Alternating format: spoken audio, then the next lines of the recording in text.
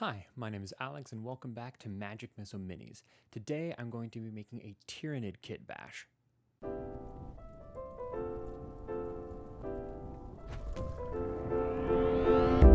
I got this pair of wings from an old Chaos Demon kit a while back and I've been wanting to use it for a while now. So I decided that this miniature would be a perfect excuse to use them. I also take the front part of the torso and a regular torso piece from a Tyranid kit and mix those together to create the main body for this miniature. I then take my craft saw and cut away at the belt that was at the bottom of the torso because I wasn't really going to be needing that. The next step was to work on the wings. I cut away the connectors that it used to have that would connect it to the back of the Chaos Demon, and then start comparing it to the torso we have here so that these can kind of act as its biceps rather than be sprouting from its back. Because these pieces are much bigger, in order to keep them in place, I decided I would pin them together by drilling a hole in both the torso and into the wing, and sticking a small piece of wire in both of those holes and super gluing that in place. This will create a really strong bond and will keep these two larger pieces from falling off of each other, especially because these wings are a little bit heavier. They need to be really well attached to the torso. So after doing that on one side, I repeat the process for the other wing.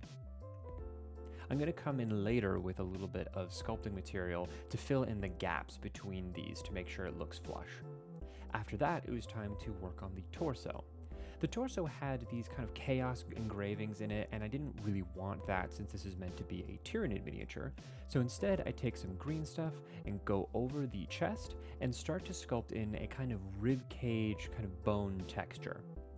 To do this, before I start adding all of the indentations, I try shaping it a little bit into a bit of a rectangle or like point or triangle shape you can see, and that helps make sure that the rib cage has these kinds of angular shapes in it as I add the individual lines for the ribs.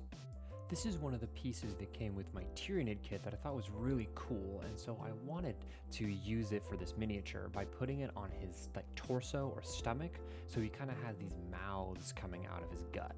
The way that I do that is by cutting away at the smaller ends of the kind of tentacles that are coming off of it, and then play around with a placement onto the torso.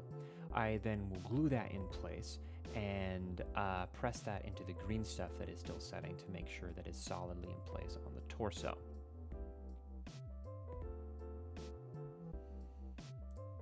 After that, it was time to start filling in some of the gaps, primarily in the back.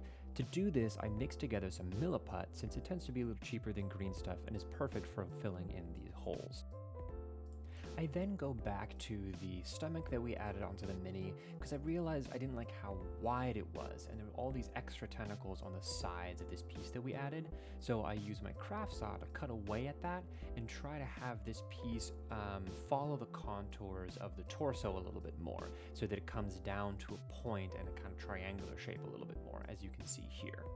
I add a little bit of milliput as well into the gaps there to make sure that all of those gaps in the front kind of match the ones in the back and they're covered. After that, I had a lot of sculpting to do, so I take a little bit of green stuff and mix it in with my milliput just to help the green stuff go a bit farther. I then take that Milla stuff and I start to create more of the rib cage. This time I focus on individual strands of green stuff to create the ribs so that I can have them kind of start covering the mouths that we added over his stomach and make it look like it's coming out from underneath his rib cage. Once I've repeated the process on the other side, I start to add some little tentacle pieces onto the bottom of the miniature. I do my best to try to copy the texture that was surrounding the piece that we added for the stomach. To do this, I just take a bunch of these little worms of green stuff and coil them around themselves and stick them on and start layering them over top of each other as much as possible.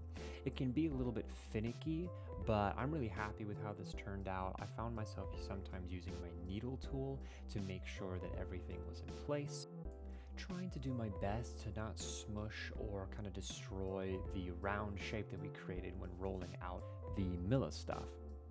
After that, I spent some time adding a couple of these specific tentacles that are hanging down off of the large kind of group of them, trying to make it look like a big mass of tentacles, and some of them are kind of hanging off. By making sure the ends of these guys that are hanging off are still slightly curled, it makes it feel less like they're loosely hanging off, but it makes it feel like they're worming around and moving and still kind of alive, which is very creepy, but I think it's very cool. The next step is start working on the tentacles for the back. But before I do this, I add 2 little ribs that are going to be the bottom rib, so I have something to base the kind of border of where the tentacles are going to start off of. I repeat the process for the tentacles and then go ahead and repeat the same process for the rib cage that I did on the front. Although for some reason this time I added the individual rib cages rather than just doing the one big block and then sculpting in the grooves. But either way, I don't think it makes that much of a difference or saves that much time. So I repeat that process over the entire thing and then try blending that in a little bit with the arms and wings. The next step was to figure out what to do with all of these extra arms that I had. I primarily used the blade arms when I had made stuff in the past, so I had all of these extra arm pieces. And what I decided to do with them was chop off the hands and make some extra long arms instead. So I take some of my plastic glue and I just start sticking these guys together and creating these long, spindly, creepy arms. As I'm working on this, I'm a little bit worried that this is gonna really give away the feeling of, oh, I had extra pieces from a kit, so I had stuck them together and made a bunch of different things. But I don't know, I think it's still gonna look really cool. For some of the arms, I actually cut them in half so that I can change the direction that the arm or hand is going.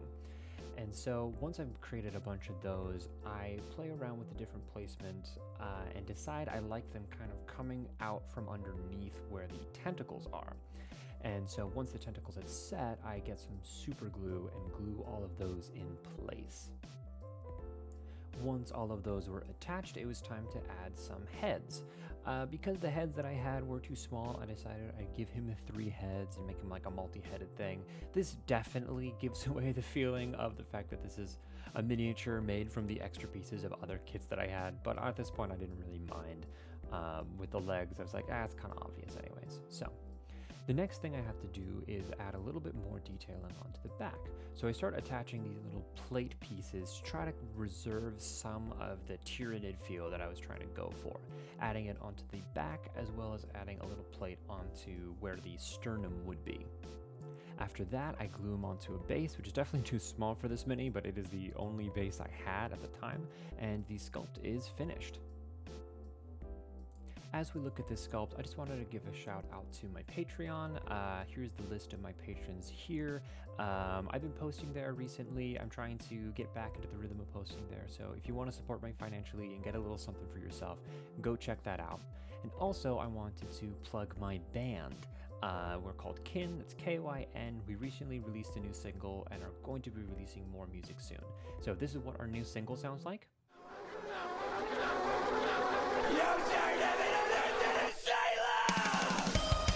All the kids are running away from home, never had a place for them to know who they are, how to live. Don't look like that, don't live like this.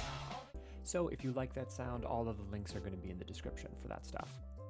Now to paint it, I prime it black and then I go over it with a dark brown texture. I actually ended up going over with a slightly darker brown that you're seeing here to create the base layer of shadow for this miniature. After that, I really didn't know what I wanted to paint it. I didn't have any clear idea for a color scheme, but while the brown is still wet, I take some purple and some blue and start painting onto the mouths and the tentacles, and that just turned into a kind of purple that I decided I liked because I just have to paint every single miniature I make purple at this point. I just like it too much. So I start going over all of the tentacles, mixing the blue and the lighter pink over it, like kind of onto the miniature, so there's a little bit of marble texture. And then I cover the membrane of the wings in that same purple, as well as the heads. After that, I started doing some highlighting. For the front section here, I basically did some glazing, adding some fairly watered down paint, and adding a bunch of separate little layers. I generally do like 3 tones of highlights for this. Here you see it's going to go on much brighter than it will actually dry. I tried to make the lighting very dynamic since this Tyranid was looking very horror-ish. It was not looking super Tyranid at this point, which I didn't really mind, but it looked like some weird, creepy horror type creature that I thought was really cool. So I tried to get some really like harsh highlights, letting the dark brown still be very visible, and that created a sense of very dynamic lighting. It makes it seem as though the creature is in a very dark space and you're only seeing a couple really bright highlights. For the front of the miniature, I tried to be very specific since this is what most people will be looking at. But as I move on to the back, I decided to do the highlighting with some dry brushing instead of the very meticulous painting that I was doing before.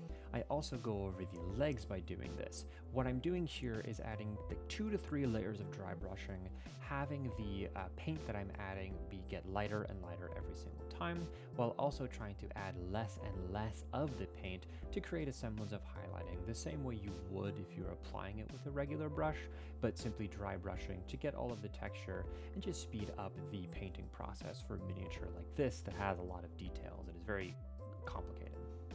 To finish up the arms, I take some more of the purple paint and add it into all of the cracks and crevices that the Tyranid miniatures are known for. And then after that, I start working on the heads, taking a little bit of light or purple to create a semblance of highlighting onto the fleshy part of the head.